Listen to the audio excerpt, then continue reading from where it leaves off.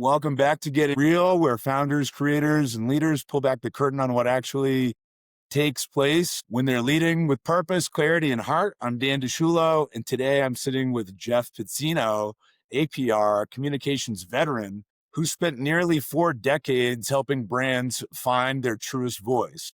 Jeff began his career in 1987 in New York City and went on to work with giants like Johnson & Johnson, the Gemological Institute of America, and the Penta Water company, along with a handful of entrepreneurial ventures. Today, Jeff serves as the Chief Authentic Officer at AuthenticityPR, based in Johnson City, Tennessee.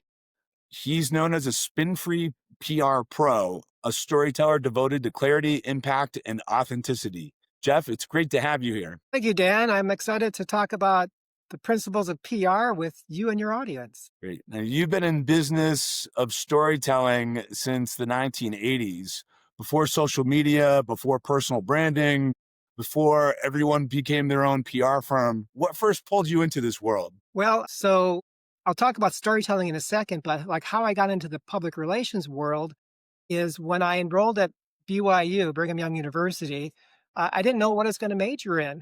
So I went to the Career Counseling Center, took all these tests, personality tests, would see what I was interested in. And then the career counselor came back to me and said, "Oh, Jeff, you really love writing and creativity. Why don't you try public relations?" And I was like, okay, why not? So I majored in it, seemed to like it. And that's what I've done my entire career. So I guess I'm somewhat of an anomaly that I'm actually working what I majored in as an undergrad. And here I am, so many years later, still doing PR and more.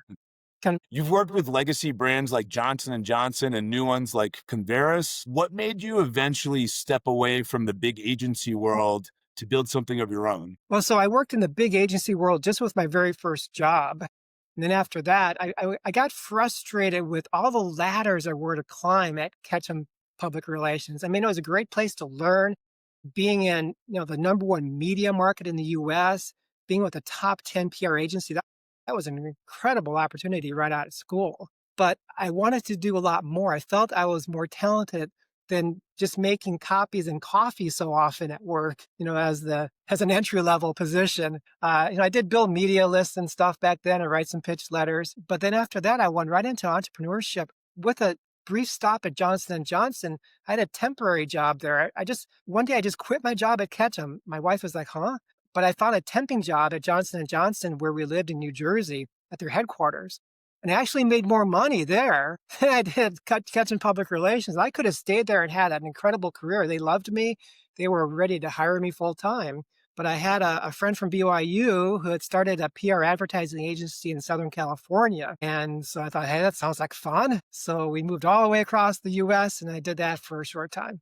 Where in California? It was, it was actually a small city called Ridgecrest. Now, Ridgecrest is right next to the China Lake Naval Base. You may have heard of that. But the best way to describe where Ridgecrest is, it's north of Victorville, Barstow, about 60 miles. It's in the middle of Death Valley and Bakersfield. That is about the middle of nowhere as you can get.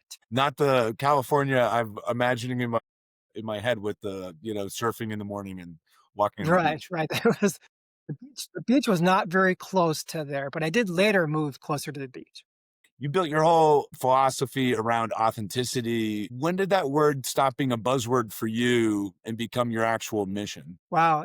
I've always had this desire to be a spin-free PR purist, as I brand myself, because PR gets a bad rap many times. They'll use it as a derogatory term, like in the news, if a company's in trouble, the newscaster may say something like, well, I wonder how they're going to PR the way out of this. Like it's some evil strategy in business or whatever. Of course, there's bad apples in every profession, but, at its purest form, PR can do a lot of good. So I always strive to find out what is the good story from a company.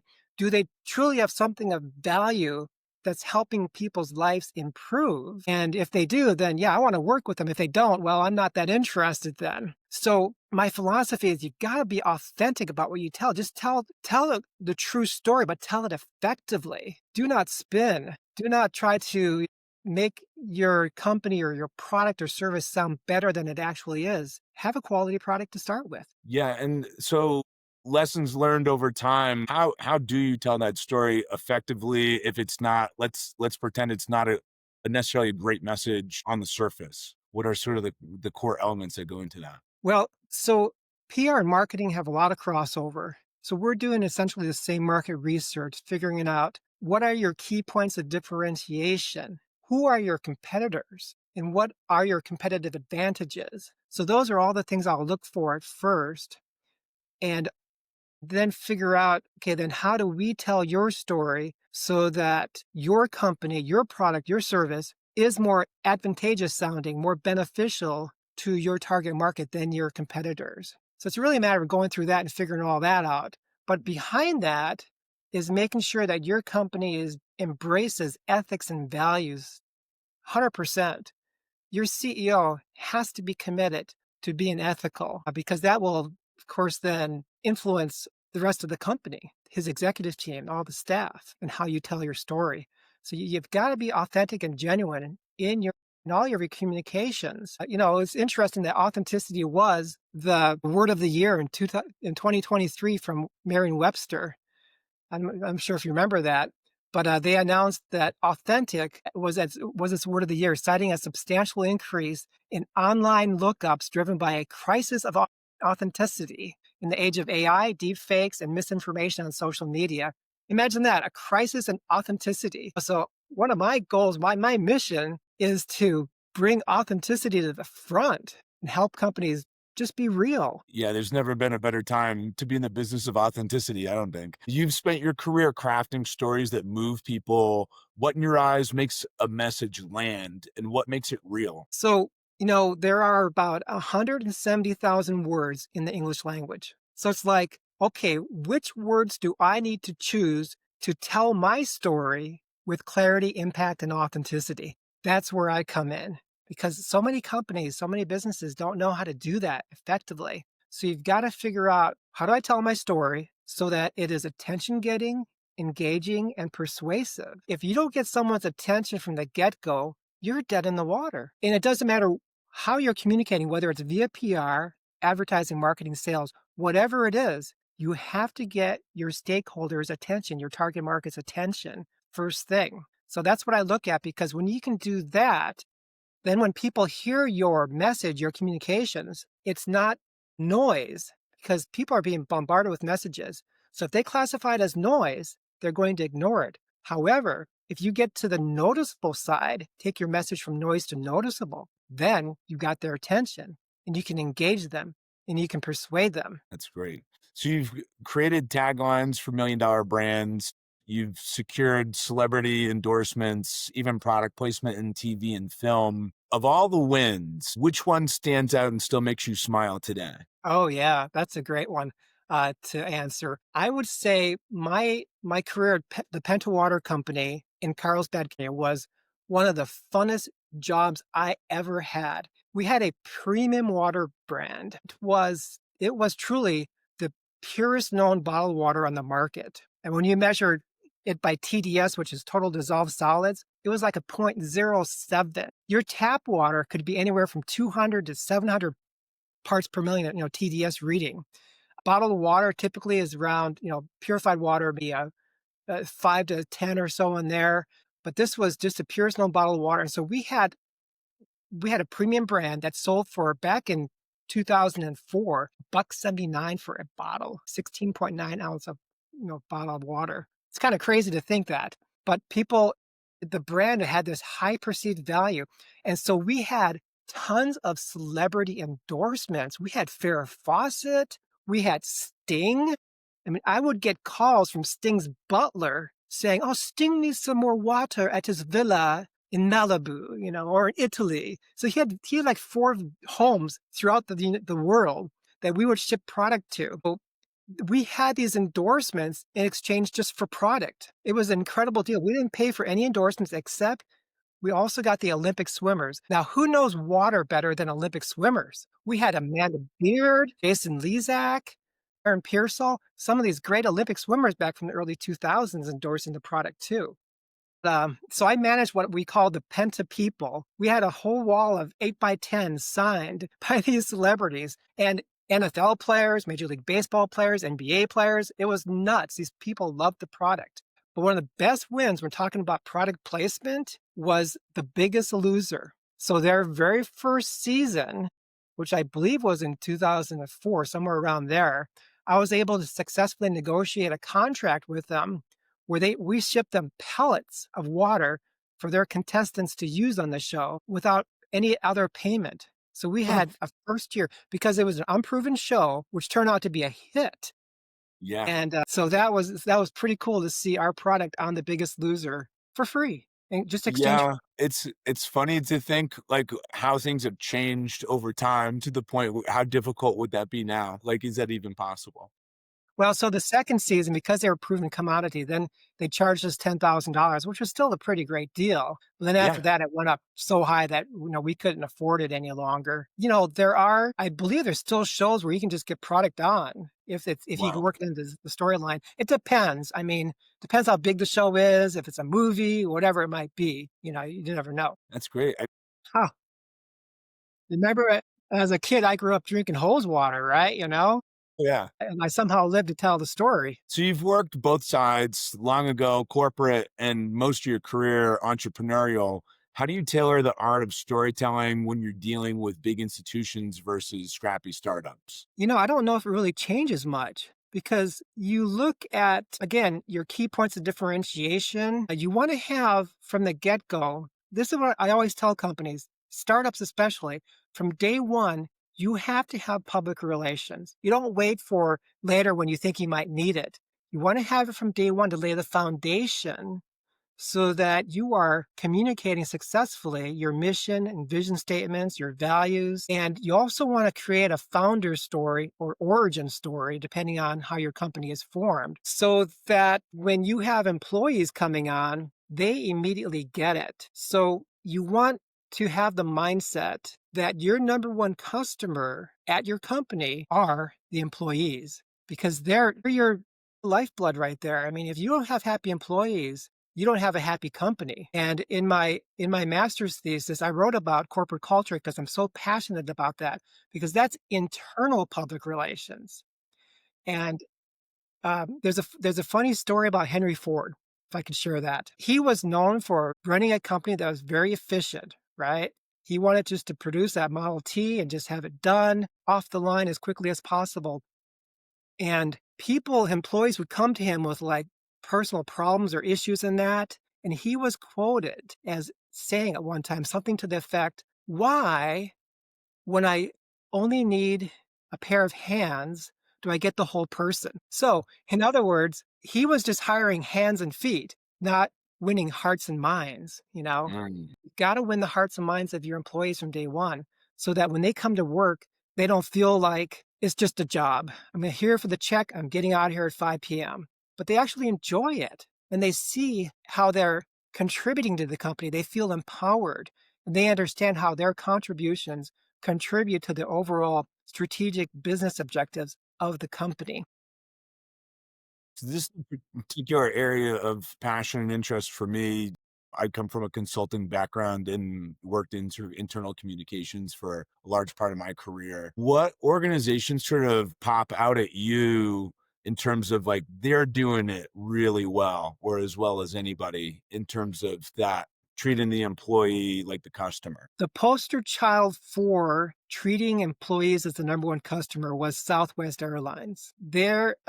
There's a book called Nuts because they handed out nuts and peanuts on their flights all the time. That is a great read. I'd highly recommend it.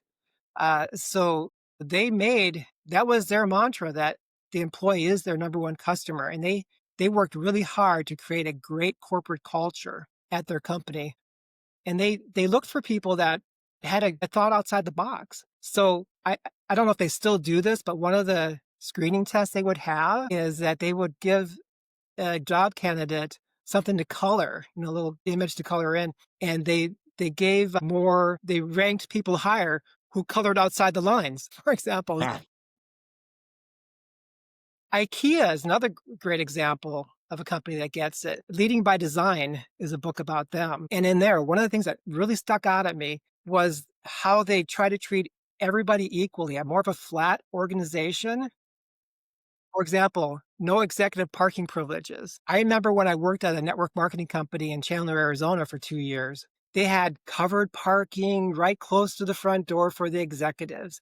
Now, how does that make the rest of the staff feel? Oh, we're just peons, right? They don't feel as important. So you got to treat everyone equally and not have like these nice, offices for executives and give, all your employees this little cubicle to work in or whatever. You gotta think about those things. Yeah. So you've called yourself the spin-free PR guy, and I love that. What's a moment in your career where you had to choose truth over optics? Wow. Let me think about that one.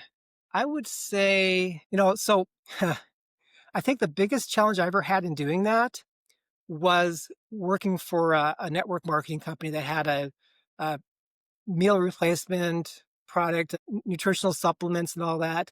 But I never really liked the network marketing industry. I don't like the business model because Mhm. I think it crushes people at the bottom. But when I was downsized out of my job at Penta Water, I was offered a job at this company in Arizona. And, I interviewed with them. They really liked me. And they basically bribed me to come work for them. And I admit, I accepted this bribe. Didn't have a job at the time. So, thought, "Oh, why not? Give it a try." This industry is built on so much hype that it would just drive me nuts. It's like, what can we say that's not hype? That's just truth about your product, you know?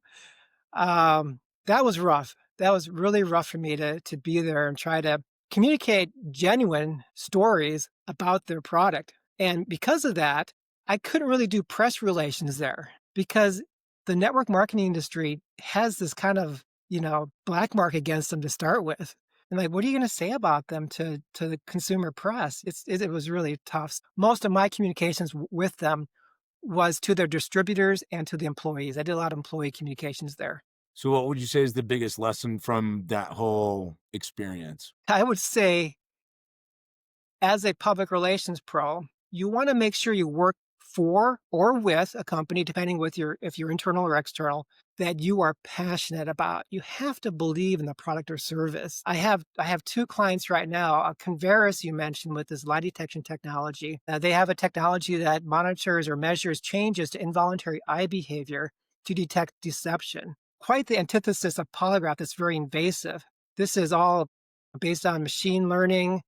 It's a computerized automated test, and it's like remarkable. And I love disruptive technology because it's automatically newsworthy. I have another client, Health Code, based in Dallas, that has a meal replacement shake that they've taken the time to create a product where they put people before profit. So they went out and found the greatest ingredients in the world, put in the shake, so that people are not getting artificial sweeteners and artificial additives and all that in the shake. And they have very small margins, so they're banking on a quality product that's going to pay off in the long term. So those are the types of things I look for in companies that put people before profit, that have a product or service that's truly innovative, disruptive, newsworthy, and that's doing good for those who are partaking of it. I love that. So do you find yourself when you're bringing on clients, are you looking for that sort of alignment with yourself? Sort of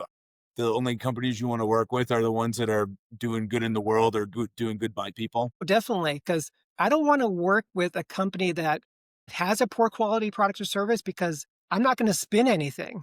I'm going to tell it like it is, and they probably won't like it. And I'm not going to be able to get stories placed because the press can sniff out hype or fake stories or something that just doesn't sound right. So you want to make sure everything's well researched, that you can vet the truthfulness of their product or service. Yeah, I won't work for companies that I don't believe have a quality product or service or embrace ethics and values from the very top. So I'm going to be looking at, the CEO of a company and just seeing, okay, what are they saying? Do they have a good reputation? Does the company have a good reputation? Because otherwise, there will be problems down the road at some point. And I don't want to deal with crisis communications if I don't have to. Do you find that that makes it easier to bring on clients because you were able to vet them first and you sort of lead with this? I only work with companies I want to stand behind. it makes it easier for me to do great work for them, Yeah. you know, because they're real, they're genuine, they're authentic. Okay, so here's a fun one. If you could go back and give your younger self, that fresh out of, let's say, BYU, one piece of advice, what would it be? Oh, I have thought about that a lot lately. Really have. Really have. And I would say think through your future better. Plan out where you want to be like 10, 20, 30 years from the time you graduate. There's some things I would have done different in my career. Like I would have probably gotten my MBA sooner than I did, but I'm glad I got it when I did. So it wasn't, another 20 years later. And also, look at maybe doing a PhD because I'm now an adjunct instructor at a university here in the Johnson City area, teaching an introductory PR course. And as an adjunct, you don't get paid very much. You do it more for the love of teaching and the love of sharing your knowledge. And I'm having the time of my life. It is so much fun. Not that I want to really go into academics, but I think just having it as an option at some point where you could, if you wanted, would be a good idea. So yeah, think through where you kind of plan out your career and where you want to become eventually. Love that. So tell me all about Authenticity PR. What inspired you to create a firm with authenticity backed right into the name? Yeah, how did you get to this place? So, when you're employed at a company, they call it a real job, right? They call it job security. That's not true. The best job security is when you work for yourself because then you're in control of your own destiny. My last two jobs, so at Penta Water, even though it was the funnest, most enjoyable job I ever had, I was downsized out of that job after 18 months because the business owners weren't really very savvy in how to run a business, unfortunately. They had a track record of every year and a half, 2 years of just laying off a bunch of people and starting over again, which was kind of really crazy. But there were still some really great things at that job because they gave me total freedom to do what I thought they needed done to run their public relations. I was the first full-time PR person they ever hired. And then at the network marketing company in Chandler, Arizona, Isogenics, pretty well-known brand. They've grown a lot over the years. They had a really difficult corporate culture there, not very trusting in many ways. They had executives that had some big egos. And I always love the saying, your ego is not your amigo. And so what happened there was I was right-sized out of a job. Now, what in the world does right-sized mean? Well, they told me that they were eliminating the PR position from the marketing department. Okay. You know what? That was nothing but spin. The real story is I had a young woman on my team I was managing in the PR department who was just basically goofing off. And one day she posted on MySpace, old social media platform. I don't know if they're around anymore. She posted, I can't believe I get paid for sitting around here doing nothing. Boy. And we saw that. I printed it out, brought her into my office. I said, did you ever post anything on social media about, just really not working very hard? Oh, no, she said. Well, then what is this? I show it to her. And of course, she turns red. So here's what happened next. Decided to let her go for a number of reasons. She just wasn't getting projects done in time. And so the COO walks into my office and said, Jeff, sometimes like in football, when a player is traded to a new team, they do better. Well, I'd like to hire this young woman to work with me. And I'm saying, well, this is what she did. This was her performance and so on. This was what she posted on social media. And so I wrote a letter to the CEO of the company, which then ended up in the hands of legal counsel there at the company at Isogenics. And he apparently walked into the COO's office with my letter in hand and said, you can't hire this young lady. So what happened was, he then got upset with me. I got on his hit list. He apparently always had a hit list of people he didn't like. So I got on this hit list and then, was released. So I was right-sized out of the company, which was a total lie. So to answer your question, which I think I remember what it was, companies that they don't understand ethics and integrity sometimes, and corporate cultures are just sick. Why don't companies get how important it is to have a vibrant, happy corporate culture? I don't know. That just baffles me. And so for that reason, at first I started networking for a job. I went to this group in Arizona called Executives Network. I thought, well, I'm going to see if I can, get some good leads there and maybe find another job. And The group was run by a great woman named Molly Wendell. When she heard what I did, she took me aside after a couple of meetings and she said, Jeff, I know you previously owned your own company. So I was self-employed all through the 90s before that. And she said, why don't you just start your own company again and I'll be your first client. So she was so impressed by the knowledge I had back then that she hired me and we had great success. She authored a book. We had her booked on morning news programs talking about her book, and she was as happy as could be. And to this day, we're still friends, and she refers some great clients to me, which is how I get most of my clients through referral. And you're also a fractional chief communications officer with Converus. It's a tech company built around truth verification. Fascinating overlap. How do those two words, authenticity and technology, inform each other? Well, for them, so I came up with their tagline, which is truth validated. If you can come up with a tagline of just two words, that's pretty miraculous in a way. And that completely encapsulates what they do. They validate truth, with their technologies, either their desktop version of their product called iDetect, or they have an app version called Verify. So it's just basically their laptop version and a cellular or phone app version. And so, I mean, we're totally synced because we're both looking to defend truth. And so they are, of all the products I have worked with over the years, they are the most exciting one I've ever had the chance to associate with. I was with them from when they basically launched the company in 2014. We went to Mexico City to do their launch, the press conference down there, because Latin America is a huge market for them. So they launched their product in Spanish Latin America. And then later in the following year, they launched in the US. So I've had the chance to direct all of their communications for more than a decade now. And they've been a fantastic client. What's the biggest communications challenge that companies face today, especially in an age where everybody is both a brand and a broadcaster? Well, I think one of the challenges is the fake news that goes out there. That AI now, you can create fake quotes for executives that things they never said before. You can create fake videos. So you have to be very mindful of that and be watching for that. Because in PR, at the very highest level, public relations or your lead PR person at a company or corporate communications, your chief communications officer should act as a conscience of your company, which means you're working to keep the company safe, out of trouble, making sure that they're adhering to their values, making sure whatever, what marketing might be doing makes sense. It's not going to offend any certain of your stakeholders, cause bad press or anything.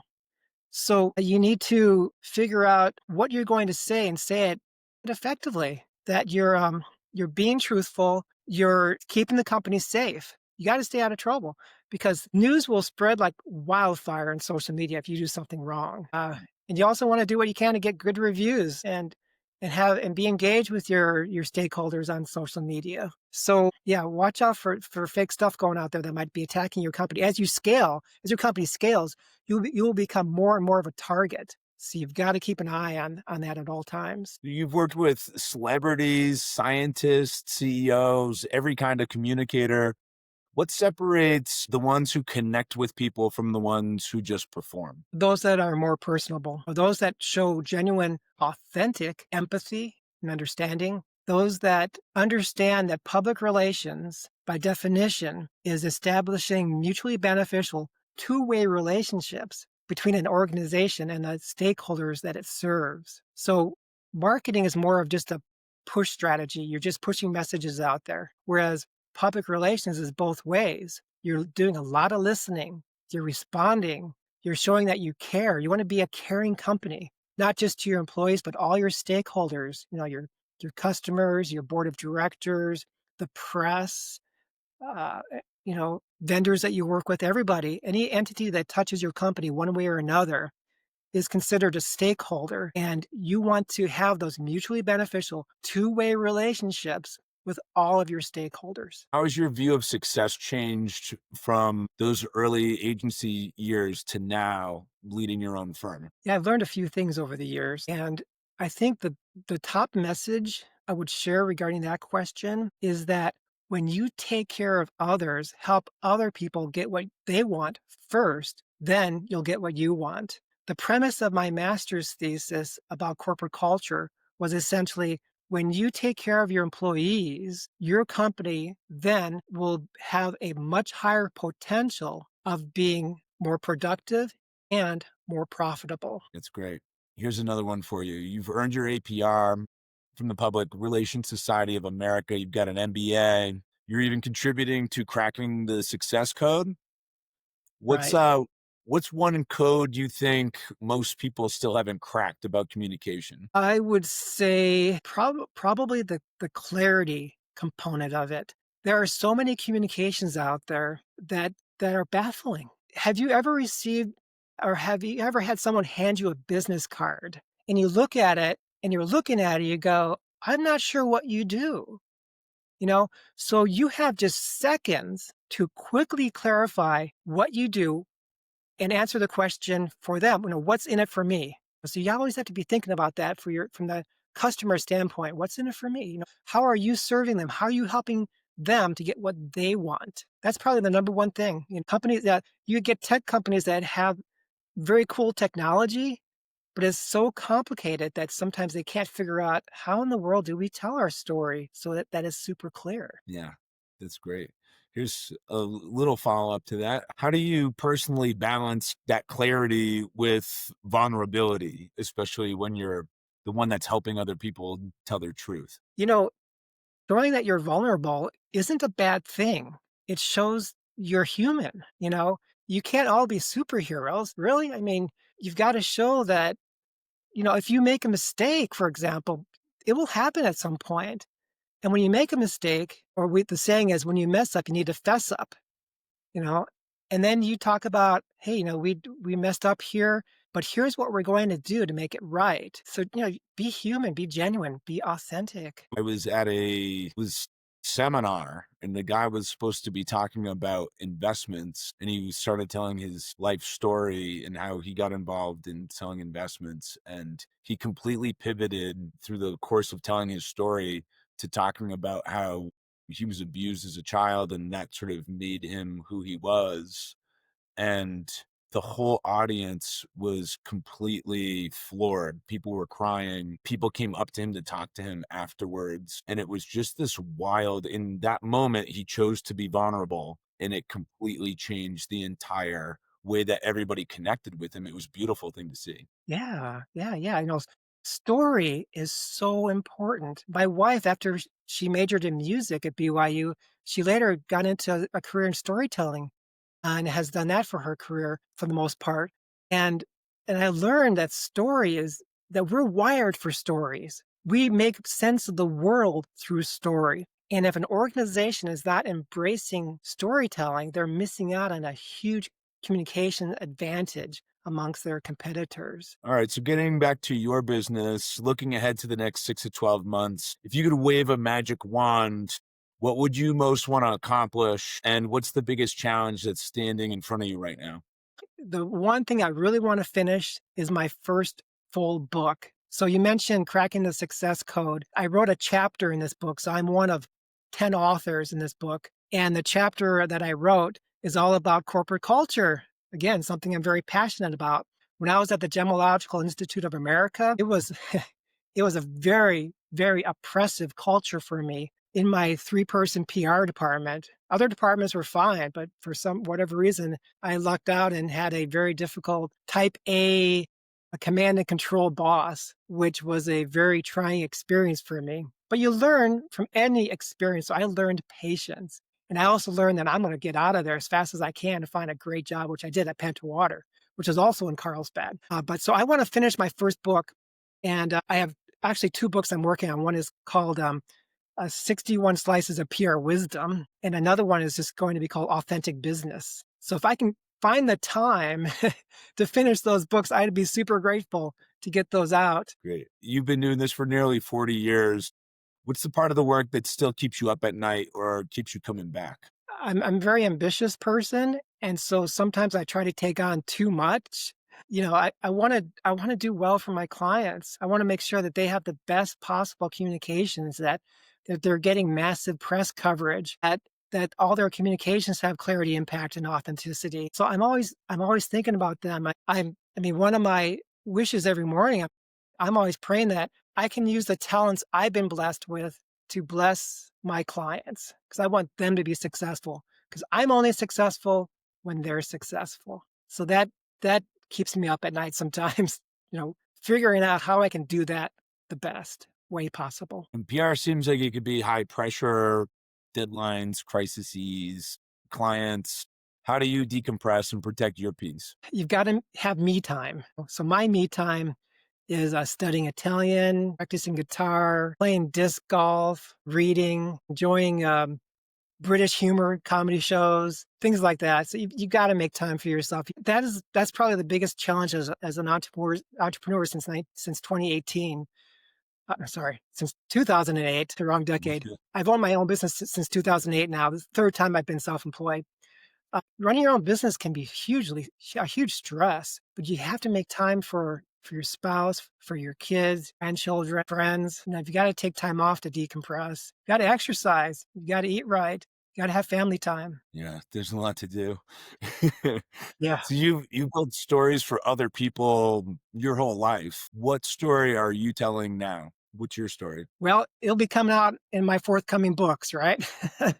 The story is going to be about being ethical, being honest, being authentic in everything that you do, making that your foundation and going from there. You just have to do that to be successful in today's world. That's my belief. After decades of helping other people find their voice, what's something that you've learned about your own voice? To stand up for my personal values regardless. I was a member of the Public Relations Society of America since 2002 or so. But then when I did not renew my membership this year. The reason why was because they were getting to be a very politicized organization that totally was in conflict with my own personal values. Even though there's some great teaching and training tools that they provide, great networking, I could not reconcile their values with my values. And so I finally left the organization.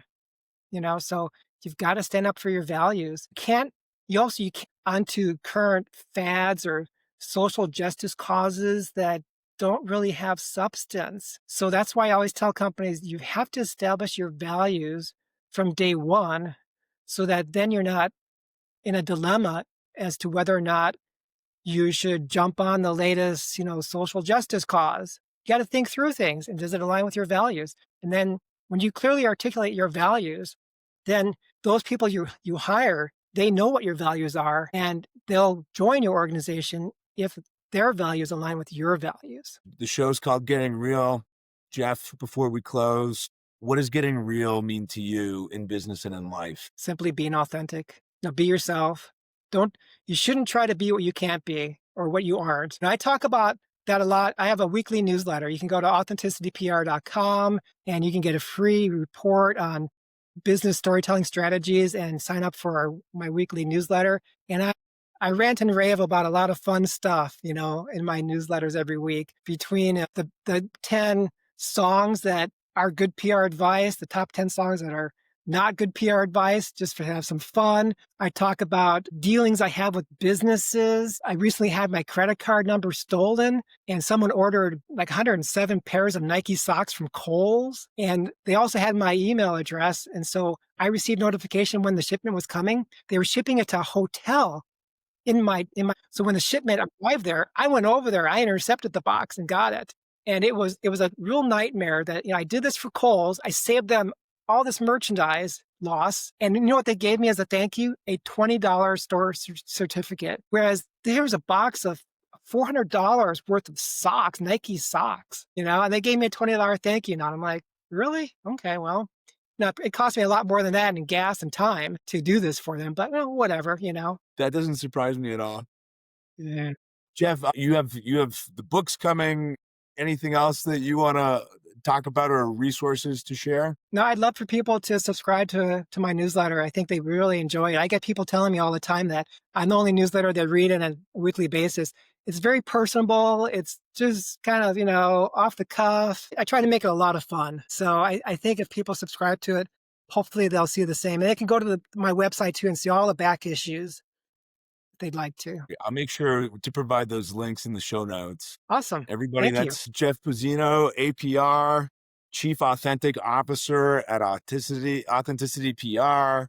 fractional chief communication officer at Converus and storyteller who reminds us that truth, while told, still matters. Authenticity is the word of the day. Jeff, thanks for getting real with us. If this conversation resonated with you, please share it with somebody who's tired of spin and ready to lead with truth. Until next time, thanks for keeping it real. Thank you, Dan. Had a fun time. Yeah. Thanks so much, Jeff. That was a lot of fun. I